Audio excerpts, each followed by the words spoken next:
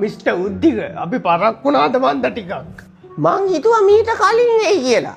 එන්න හිටියේ මූ ලත වෙනවා. මොකක්? මොනවද කියන්නේ? නෑ මේ අපේ කොල්ල පරක් වුණා ජුට්ටා. පුතාට දැන් එක්සෑම් එකම එනව නේද? පාඩම් එහෙම කරන වෙදි දැන්.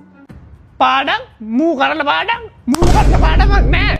මූ කරන්නේ දවසම කාමරේ ඇස් රින්ගගෙන රැප් අහලා ඉන්න හරකෙක් ඔය. නිකන් දවස් වලට යාළුවොත් එක්ක ක්‍රිකට් ගහලා රෝන්දි ගහලා ඉන්නවා. දැන් උඹට ඒකට අපේ කොල්ලා ගේමයි දවසම කරන්නේ පාඩම් කරන එක. කෙල්ලෝ යාළුවෝ නම් ටිකක් ආශ්‍රය කරනවා. කොල්ලෝ යාළුවෝ නම් ආශ්‍රයක් නෑ වැඩිය. ඉන්නේ අර කසුන් කොල්ලා තමා. ඔය දැනුත් කසුන් කොල්ලා ගෙදර ගිහලා එන ගමන් කියලා මට කෝල් එකක් දුන්නා.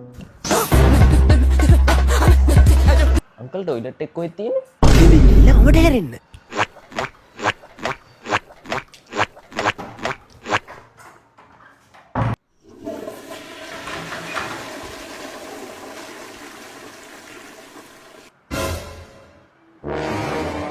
අංකල් පින්තිරියට තව අක්ක කෙනෙක් කර නංග කෙනෙක් කර ඉන්නවද? නෑ පින්චරේ නෑ දෙකම පුතා. මේ උද්දෙකට ඉන්නේ ඉතින් එක කොල්ලයිනේ. ඈ? එතකොට මේ කාමරේ බෝනික්කොත් ඉන්නවා. ඒක මෙය අපේ කොල්ලගේ කාමරේනේ. අපේ කොල්ලා එහෙම නෑ. කුණු හarp තියෙන සින්දු මුකුත් ආන්නේ හරිම පිළිවෙලයි. අර කොරියාවේ ඉන්නේ කවුද? කොල්ලෝ කට්ටිය. අන්න ඒගොල්ලෝගේ සින්දු අහන්නේ දවසම. දැන් නම් කසුන් පුතාලා ගෙදර ඉඳන් එන්න මේ එන්නේ කියනකොටම තාත්ති මං ආවා. පුතා මගේ වටවලයා